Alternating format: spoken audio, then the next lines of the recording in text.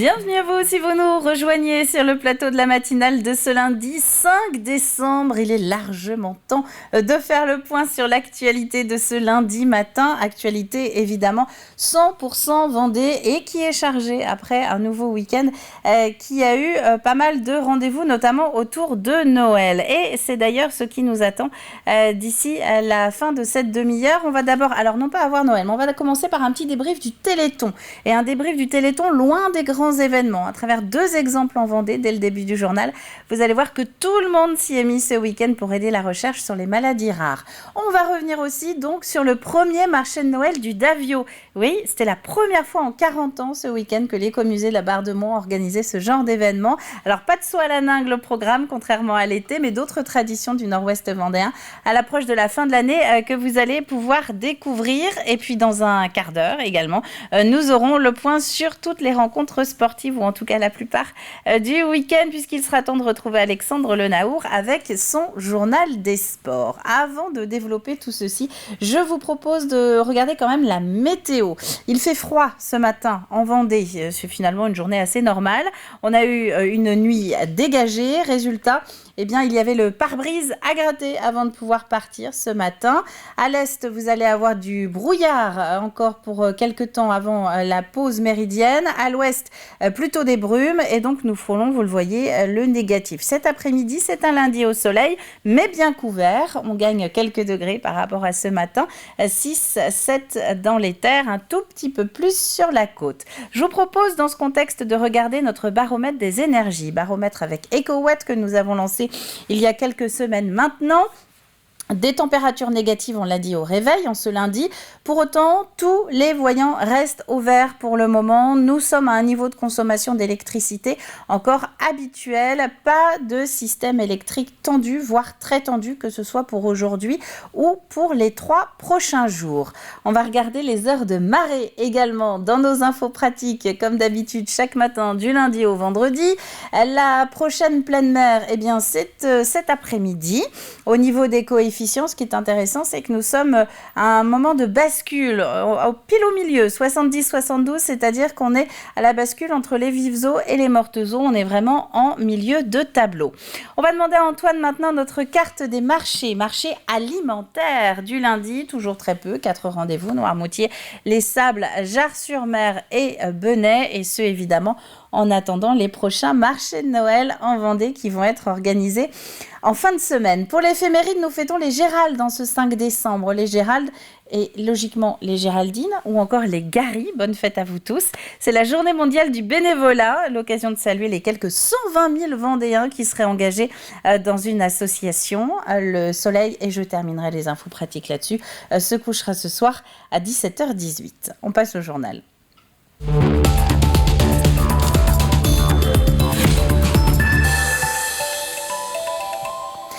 Un peu plus de 78 millions d'euros, c'est le montant des promesses de dons faites ce week-end pour le Téléthon. Des promesses de financement de la recherche contre les maladies rares légèrement en hausse par rapport à l'an dernier, auxquelles vont aussi s'ajouter toutes les sommes récoltées sur le terrain à l'occasion d'événements organisés un petit peu partout en France. En Vendée, il y a eu des grands classiques comme le tombé de domino de Chavagne-les-Redoux, mais pas seulement.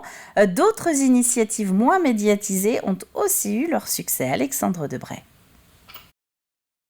Ce matin-là, à Aisnay, c'est braderie. Chaque mardi et samedi, le Secours catholique Agésinat permet à tous de chiner.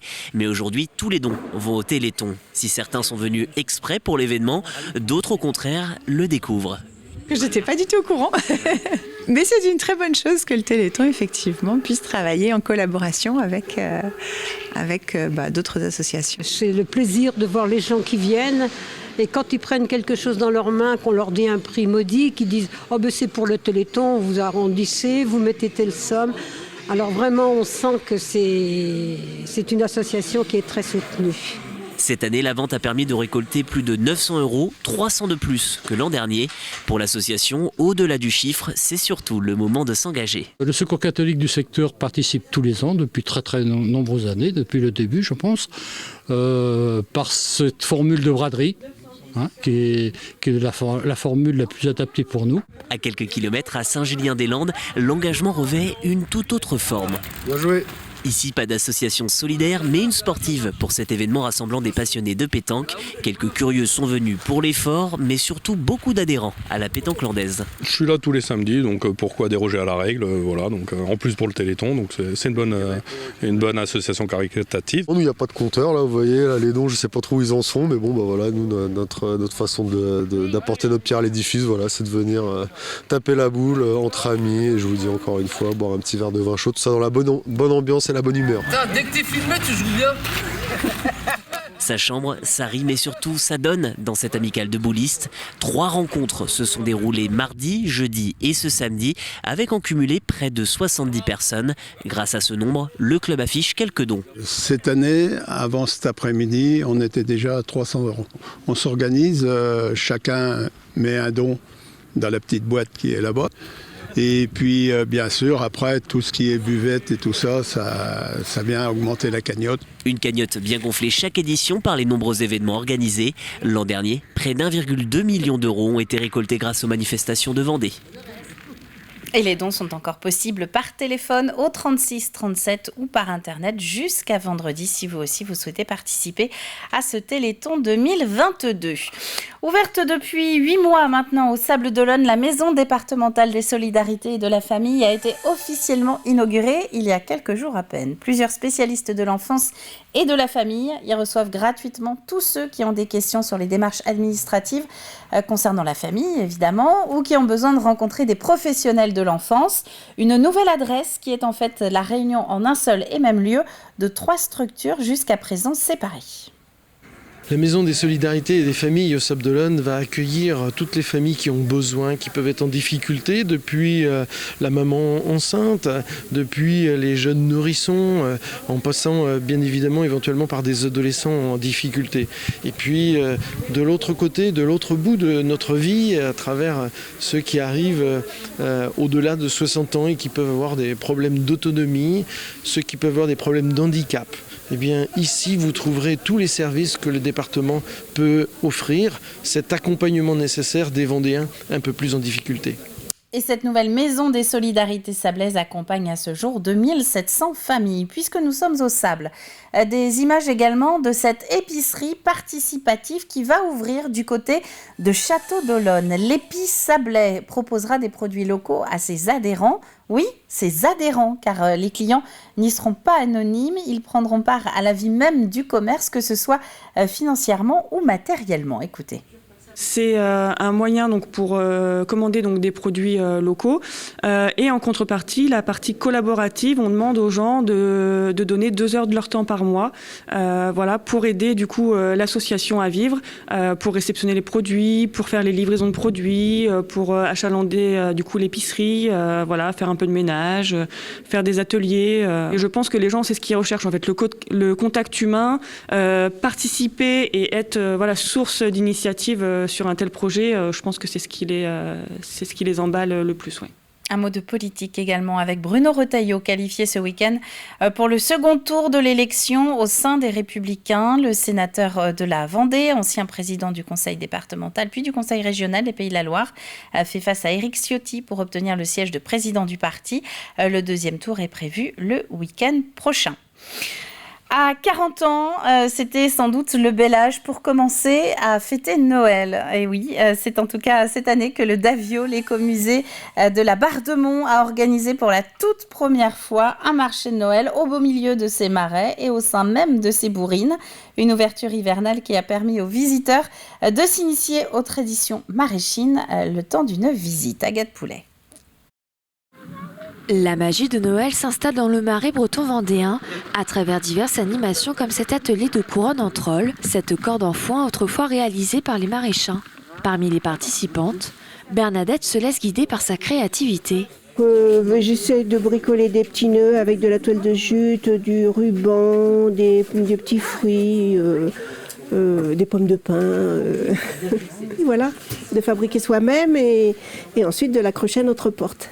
Cet atelier manuel rencontre un véritable succès dans une démarche respectueuse de l'environnement et le savoir-faire local. L'idée, c'est de travailler que des éléments responsables qu'on ne jette pas et qu'on n'ait pas besoin, qu'on peut recycler, etc. Donc l'idée, c'est d'être au plus proche du naturel. Et du coup, nous gardons pour l'atelier vraiment cette identité éco-responsable que nous avons sur ce musée. D'autres animations sont proposées aux visiteurs, dont le marché de producteurs et artisans locaux au sein de cette grange. À travers une dizaine de stands, on en trouve pour tous les goûts. Jouets, viande, miel et même de la bière. Un marché local pour faire des achats de Noël et idéal pour faire plaisir. C'est ce qu'on recherche d'abord avant tout, des produits locaux faits chez nous, par des gens de chez nous. Et surtout pour notre Parisien, qui est quand même d'origine vendéenne, ça lui rappelle un petit peu le pays, quoi. Et on a trouvé notre bonheur en plus. Je pense qu'il y a beaucoup de monde pour une première. Ça fait vivre un petit peu le Davio. Moi j'aime bien ce site. Pour ses 40 ans, l'écomusée voit les choses en grand en proposant son tout premier Noël avec l'ouverture exceptionnelle pour les habitants du territoire le temps d'un week-end. Les sites patrimoniaux de la communauté de communes Océan-Marais de Mont souhaitaient valoriser les acteurs locaux et de s'engager dans une charte des boutiques. On part sur des engagements éco-responsables et de développement durable sur les produits qui sont vendus dans nos boutiques. Donc la fin du plastique dans les emballages, la fin du Made in China et aussi la mise en valeur de nos producteurs locaux. Et c'était l'occasion aussi de les mettre en valeur, de leur faire une vitrine toute particulière.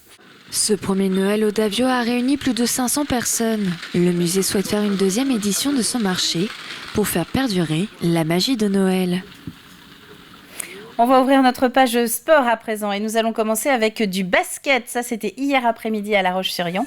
Le RVBC recevait Landerneau aux Oudéry, mené au score 40-43 à la mi-temps. Les Vendéennes sont parvenues à revenir et même à remporter le match malgré l'opposition des Finistériennes. Un score final 80-74. Le tout sur des images de Daniel Lelanne. Du tennis aussi avec le championnat de France de tennis par équipe féminine en Pro B. La Roche-sur-Yon recevait Arras. Les Vendéennes ont finalement gagné 5-1 après avoir été reléguées en Pro B justement l'an dernier. La Roche voit maintenant clairement une remontée en Pro A. Très bonne journée, la victoire, 5-1, c'est ce qu'on espérait, c'est ce qu'on attendait d'aujourd'hui. Ouais, le but de toute façon est clair, c'est de gagner tous les matchs. Le but c'est de remonter en Pro A. Donc voilà, on l'a fait la semaine dernière, victoire à Le Bellevilliers. Donc on attendait cette victoire chez nous contre Arras. Il y a eu des difficultés particulières ? Le match de Mallory, malheureusement pour nous, elle perd au super tie-break. Après, super tie-break, je dirais c'est un peu comme les tirs au but au foot, où voilà, c'est un peu la loterie, on va dire, une chance sur deux. Après, les autres filles ont bien assuré, je crois, leur match en gagnant assez largement. Images et propos recueillis par notre correspondante Sandrine Pelletier. Avant de regarder la météo du jour, on va revenir un petit peu sur les festivités du week-end avec ce petit aperçu en images et en musique de la parade de Noël des Herbiers. C'était samedi soir dans les rues du centre-ville. 10 000 personnes ont fait le déplacement pour l'occasion.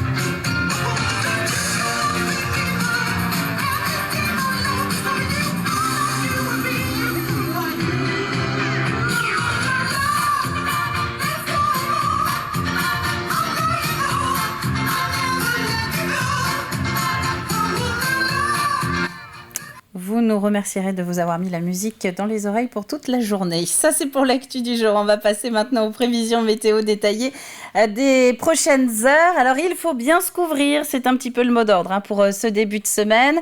Il fait assez frais, assez froid, même au réveil. Mais c'est normal, c'est le début de l'hiver. On a perdu 5 à 6 degrés en 7 jours. Attention à la visibilité. Si vous prenez la route au cours des prochaines heures, il y a beaucoup de brouillard ce matin, notamment dans toute la moitié est du territoire, donc plutôt dans les terres. Et sur la la côte, eh bien, le ciel aura tendance à être un petit peu plus dégagé cet après-midi. On l'a vu tout à l'heure, c'est un grand soleil qui est au programme pour les 2/3 du territoire. C'est la fin de ce journal. Il est temps maintenant de revenir à l'actualité sportive du week-end. C'est l'heure de retrouver notre journal des sports avec Alexandre Lenaour.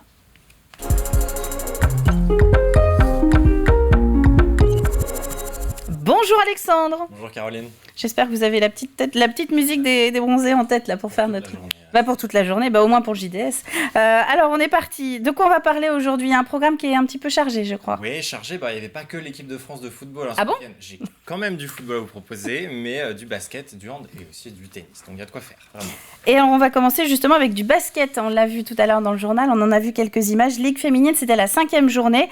La Roche-sur-Yon qui recevait Landerneau aux Oudéry. Exactement. Et après leur revers de jeudi soir en 8e de finale de Coupe de France, les Tigresses retrouvaient les Oudéry hier après-midi. Match avancé à 14h. Actualité footballistique oblige. Les Lyonnaises en maillot noir qui prennent la tête dès l'entame du premier quart-temps. Plus 10 après 10 minutes pour le RVBC.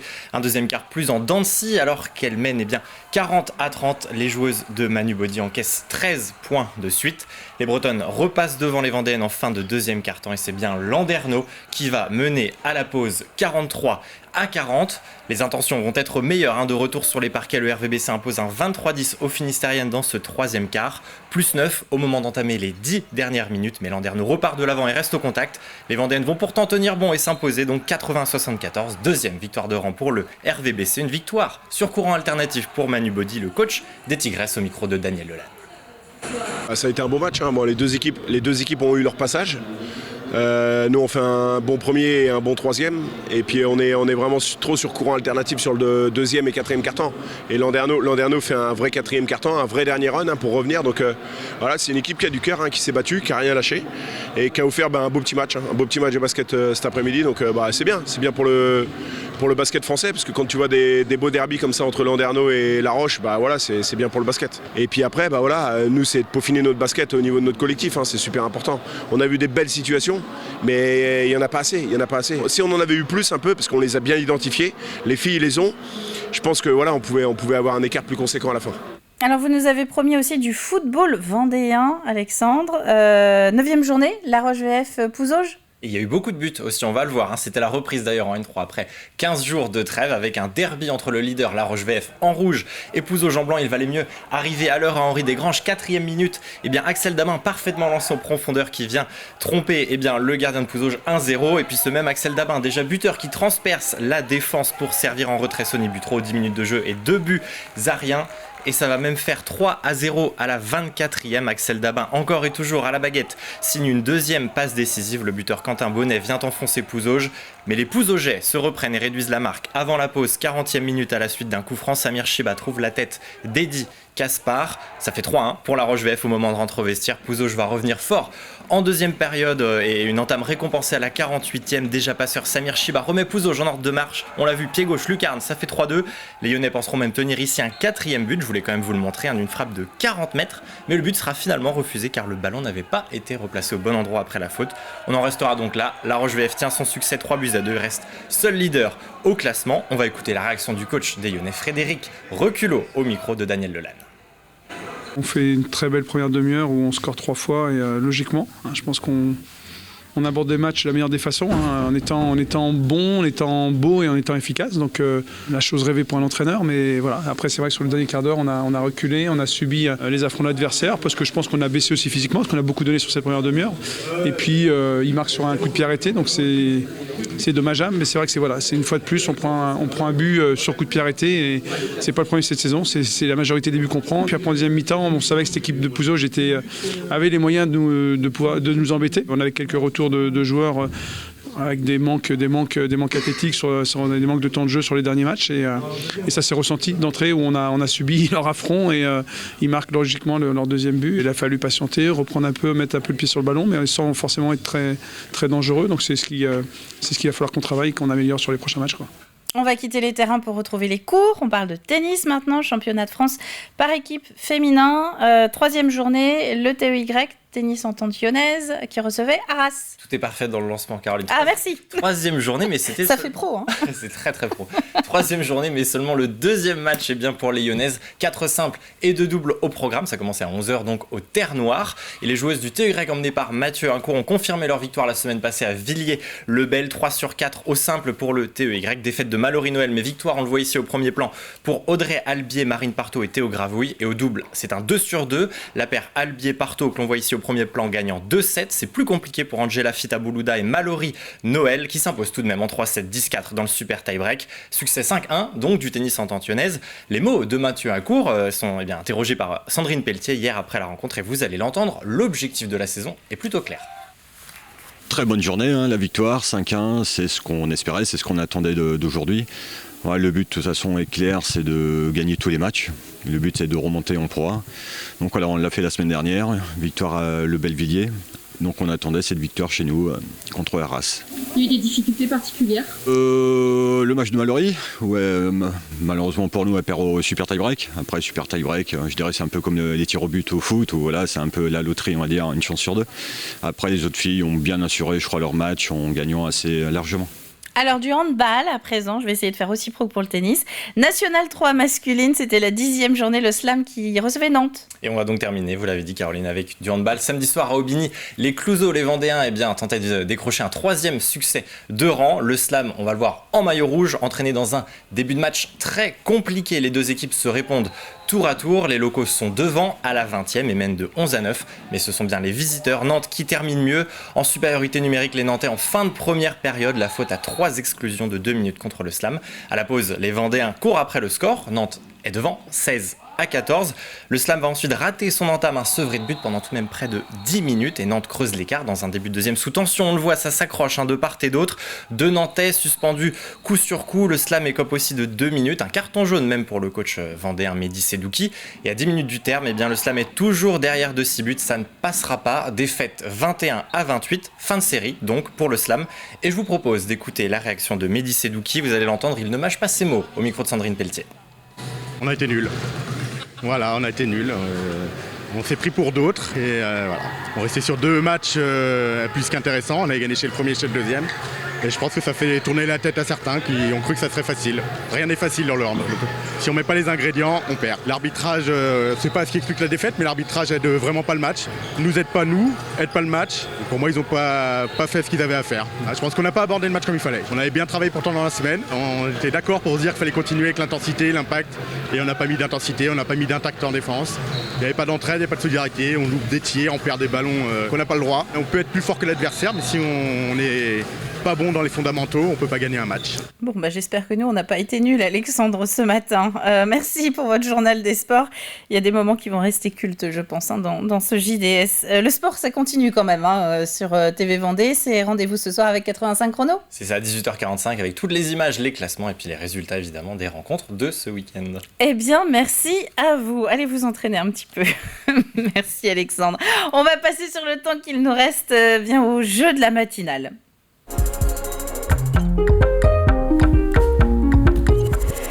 Avec une nouvelle question, évidemment, puisque nous sommes lundi, vous allez avoir 5 jours pour me dire quelle est la particularité de cette troupe de théâtre dont nous avons parlé la semaine dernière dans les journaux de TV Vendée et qui joue actuellement une pièce intitulée « Flagrant délire ». Quelle est la particularité de cette troupe ? Indice du jour, la réponse n'est pas sur scène. Alors n'allez pas me dire, on peut y jongler. Non, la réponse n'est pas sur scène. Je vous propose de peut-être attendre plutôt les prochains indices de la semaine pour essayer de vous positionner et de trouver l'originalité de cette troupe. À la clé, un petit peu de lecture cette semaine et pour cette avant-dernière semaine de la matinale avant la trêve des confiseurs. C'est un livre qui s'appelle L'île des oubliés qui a été écrit par Arnaud Guichard et qui est disponible aux éditions Les Chantuseries. Pourquoi on vous offre ce livre ? Eh bien, c'est parce qu'il a la particularité d'avoir été à la fois écrit et imprimé par la même personne. Le voilà, le livre. Donc Arnaud Guichard est à la fois l'écrivain de ce livre, mais également imprimeur aux éditions des Chantuseries. Voilà, donc c'est la petite originalité. Et en plus, deuxième originalité, c'est que le livre, il est, voyez, dédicacé pour vous déjà, gagnant de la matinale. Donc il y a un exemplaire à remporter sur cette semaine. Que vous dire d'autre avant de se quitter ? Eh bien que vous allez pouvoir retrouver l'ensemble des informations que nous avons eues ce matin dans cette matinale en replay, évidemment à la demande en bon français sur les différentes plateformes de TV Vendée. Que ce soir, il y a également du côté du Puy du Fou la nuit du bien commun et que là vous allez pouvoir retrouver justement un invité que nous avons reçu la semaine dernière sur le plateau de la matinale. La nuit du bien commun, c'est au Puy du Fou pour essayer de mettre en avant 6 ou 9 de mémoire associations vendéennes qui ont besoin de nous et qui vont donc pitcher, se présenter sur scène et essayer de remporter vos suffrages. Ça, c'était pour l'agenda du jour.